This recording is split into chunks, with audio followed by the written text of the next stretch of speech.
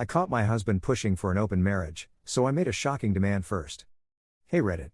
I never thought I'd be in this position. My husband and I have been married for 8 years, and while no marriage is perfect, I thought we had a strong foundation. We had our ups and downs like any couple, but I never doubted his commitment to me. That is, until he dropped a bombshell that turned my entire world upside down. It started subtly. He began talking more about his friend, Jason, and his wife, Amber. They had been married for about 5 years and had recently announced they were in an open relationship. According to my husband, they were happier than ever, and their marriage had improved significantly since they made the change. I didn't think much of it at first. People have different relationships, and what works for them isn't my business. But then he started bringing it up more and more. He'd casually mention studies about how monogamy isn't natural or joke about how society conditions us to believe in lifelong exclusivity. It was like he was planting seeds, waiting to see if I'd react. At first, I laughed it off. We'd always been strictly monogamous, and as far as I knew, neither of us had ever expressed interest in anything else. But then, one night over dinner, he looked me dead in the eye and said, "Babe, have you ever thought about what it would be like to be with someone else?" I nearly choked on my food. The question caught me so off guard that I just stared at him for a moment, trying to process what he had just said. He continued, telling me that he loved me and always would, but that he had been thinking a lot about the idea of opening our relationship. He insisted that it wouldn't change anything between us, that it would only enhance our marriage, and that it would make us stronger in the long run. I felt like my entire world was spinning. This was the man who once told me that he couldn't imagine sharing me with anyone else, the man who said that cheating was the ultimate betrayal. And now, he was sitting across from me, trying to convince me that sleeping with other people would somehow make our marriage better? I wasn't stupid. I knew that when one partner suggests an open relationship, it's usually because they already have someone in mind. And while I had no hard proof, I had a sinking feeling that my husband wasn't just speaking hypothetically. I took a deep breath and told him I needed time to process this. He agreed and said he didn't want to pressure me, but I could tell he was hoping I'd come around to the idea. For the next few days, I went into detective mode. I started paying more attention to his behavior, and sure enough, I noticed the little things I had previously overlooked. He was glued to his phone more than usual, constantly texting someone and smiling at the screen. He started working late more often, claiming that he had extra projects to finish. And then there was his sudden interest in going out without me, something he rarely did before. I wasn't about to accuse him of cheating without evidence, but my gut was screaming that something wasn't right. So, I did something I never thought I'd do. I went through his phone while he was asleep. And what I found shattered me. There were messages between him and some woman named T, flirty messages, late-night conversations, and even discussions about how excited he was for when this finally happens. My hands were shaking as I scrolled through their chat. It was clear that he had already emotionally checked out of our marriage and was just waiting for my approval to make it physical. I wanted to scream. I wanted to wake him up and demand answers. But instead, I sat there in the dark, feeling my heart break into a million pieces. The next morning, I confronted him. I asked him if he had feelings for someone else. At first, he denied it, playing dumb as if he had no idea what I was talking about. But when I told him I saw the messages, his entire demeanor changed. He didn't even try to deny it. Instead, he sighed and said, "I knew you'd react like this." Like this? Like my husband betraying me was just some minor inconvenience? He claimed that nothing physical had happened yet, that they had only been talking. He said he cared about me and didn't want to hurt me, but he also didn't want to live with regrets. He told me that he had real feelings for her but still loved me, and that was why he thought opening our relationship would be the best solution. I felt sick. I told him that if he wanted to be with her, he should have had the decency to end things with me first instead of sneaking around behind my back. But he just kept insisting that this wasn't about replacing me, it was about expanding what we already had. I needed time to think. I left the house and stayed with my sister for a few days while I processed everything. My mind was spinning with questions. Could I ever trust him again? If I agreed to an open relationship, would it just be a slow death sentence for our marriage? Would I ever truly be happy knowing that the man I loved was sharing himself with someone else? Then, an idea hit me. If my husband was so sure that this was the best decision for our marriage, I wanted to put him to the test. I came back home and told him that if we were going to open our relationship, I had one major condition. Before we did anything, we had to go on video, together, fully consenting to this arrangement. No loopholes, no manipulations. I wanted everything in writing, clear as day. We would both state that we agreed, that neither of us was being forced, and that this was something we both truly wanted. And, just to be sure, we would get it notarized. The moment I suggested this, his face changed.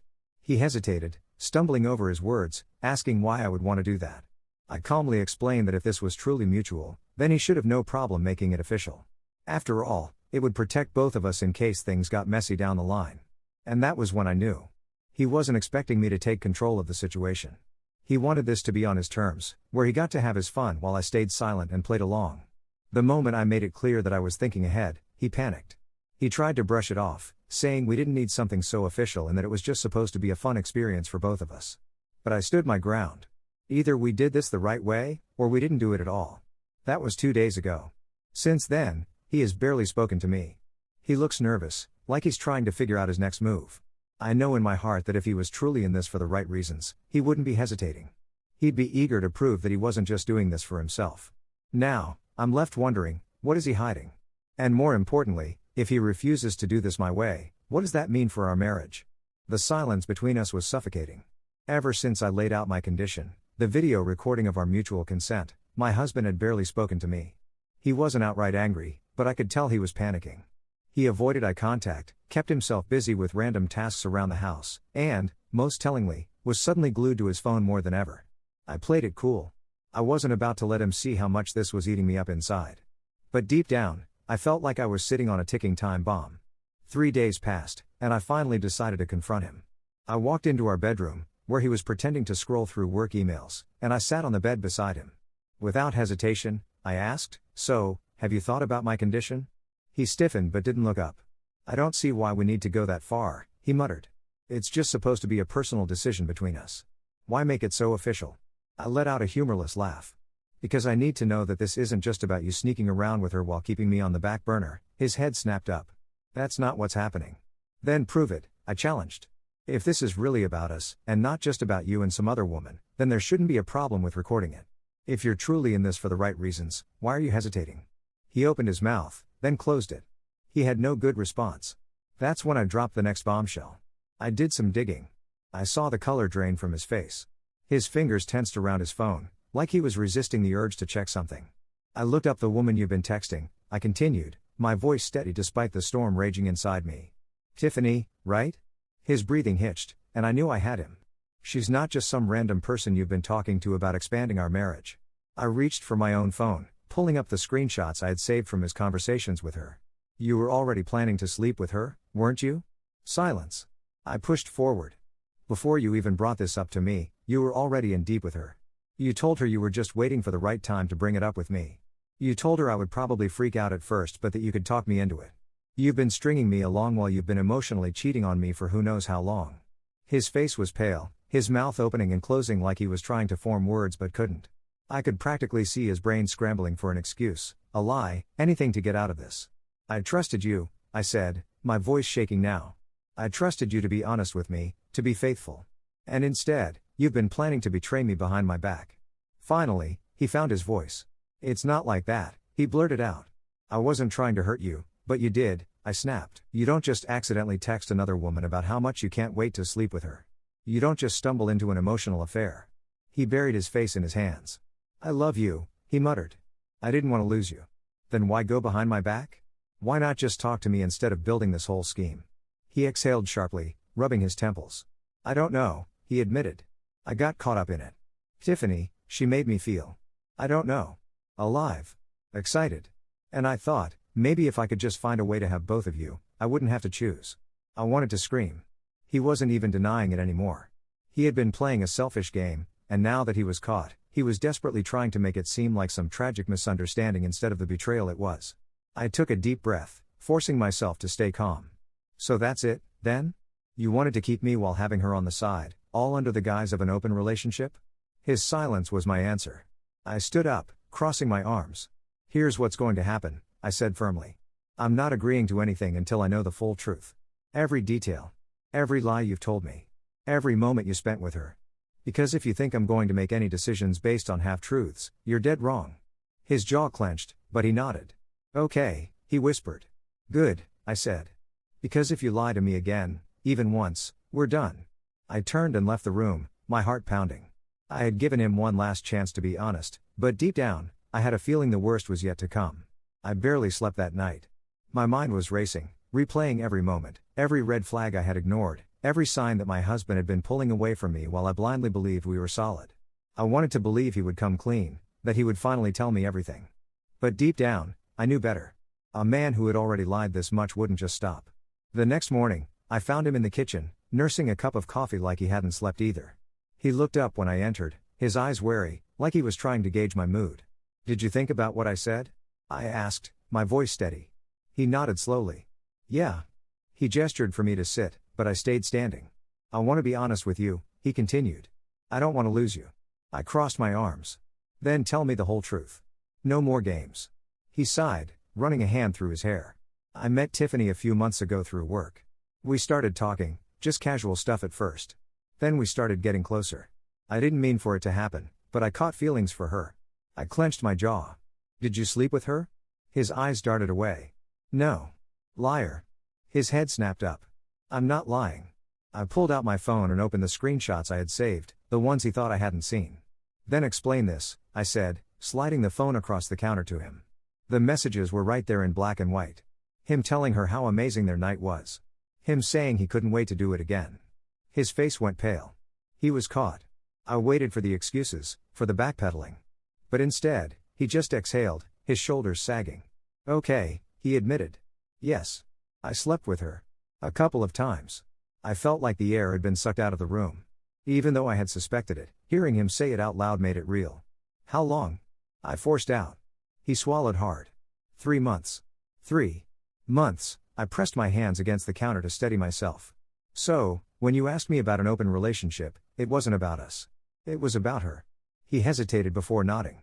"I thought maybe if we opened things up, I wouldn't have to choose. I didn't want to lose you, but I didn't want to lose her either." I let out a sharp, bitter laugh. "So you wanted permission to keep cheating on me?" He flinched. "It's not like that, it's exactly like that." My voice shook, but I refused to let myself break in front of him. "You weren't honest with me. You didn't give me a choice. You started this affair and only asked about an open relationship when you realized you couldn't hide it forever." He had no argument. He just sat there, looking pathetic, like a child caught doing something wrong. I took a deep breath, trying to stay in control. "So tell me, what was your plan? If I had said yes to the open relationship, what then? Were you going to ease me into the idea while you kept sneaking around with her? Or were you hoping I'd find someone else so you could feel less guilty?" He shook his head. "I don't know," he admitted. I got caught up in it. And I was scared to lose either of you." I scoffed. "So you were trying to keep both of us like some selfish coward?" He didn't deny it. I stared at him, feeling something inside me snap. The love, the trust, the US that I had fought for, it was gone. He had destroyed it the moment he decided I wasn't enough for him. I straightened my shoulders. "I deserve better than this." His eyes widened. "Wait, what are you saying?" "I'm saying I need time to think. And I need space. Which means you need to leave." He panicked. "Wait, let's talk about this." "We are talking," I interrupted. "But I refuse to sit here and let you manipulate me into staying while you figure out what you want. You already made that choice when you started sleeping with her." He reached for my hand, but I stepped back. "Please," he whispered. "Don't throw this away." I looked at him, my heart breaking all over again. "You threw this away," I said quietly. "I'm just picking up the pieces." And with that, I walked away, leaving him sitting there in the wreckage of his own making. But deep down, I knew this wasn't over yet. Because something in his eyes told me that he wasn't ready to let me go. And I had a feeling that things were about to get even messier. I expected my husband to fight harder. I expected him to beg, to try and manipulate me into staying, to throw out empty promises about how he would change. But in the days after I told him to leave, something strange happened. He went quiet. Too quiet. At first, I thought maybe he was respecting my space, finally realizing that he had shattered everything beyond repair. But deep down, I knew better.